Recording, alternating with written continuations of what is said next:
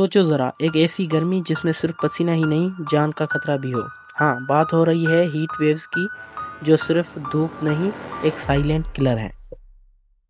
अस्सलाम वालेकुम दोस्तों, आज हम बात करेंगे एक ऐसे मसले पर जो हर साल ज़्यादा सीरियस होता जा रहा है।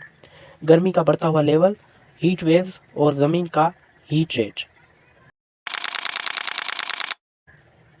पाकिस्तान में हर साल गर्मियाँ पहले से ज़्यादा इंटेंस हो रही हैं। आइए समझते हैं इसके पीछे के रीज़न्स और इसका हमारी ज़िंदगी पर क्या असर पड़ रहा है। बेसिकली ये वीडियो 5 सेक्शंस में डिवाइड की गई हुई है, तो हम पहले सेक्शन से स्टार्ट करते हैं। सेक्शन नंबर 1, गर्मी का बढ़ता हुआ लेवल।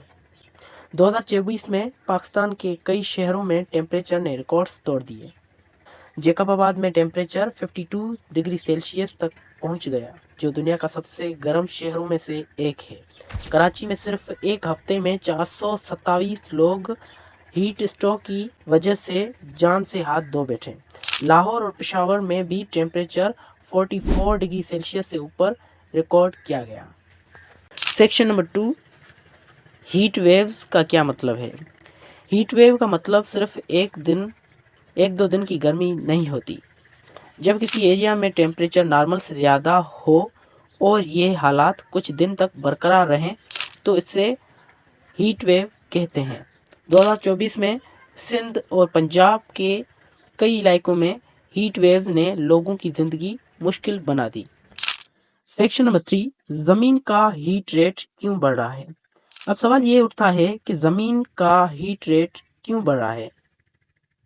क्लाइमेट चेंज की वजह से ग्लोबल टेम्परेचर बढ़ रहे हैं। पाकिस्तान में एवरेज टेम्परेचर 1.6 सेल्सियस से ज़्यादा बढ़ चुका है, जो ग्लोबल एवरेज से भी ज़्यादा है।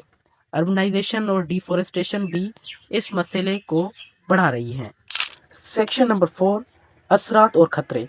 बढ़ती हुई गर्मी के असरात सिर्फ डिस्कम्फर्ट तक महदूद नहीं हैं।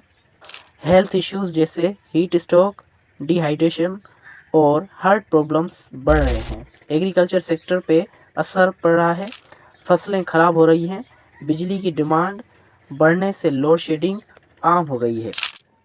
सेक्शन नंबर 5, हम क्या कर सकते हैं।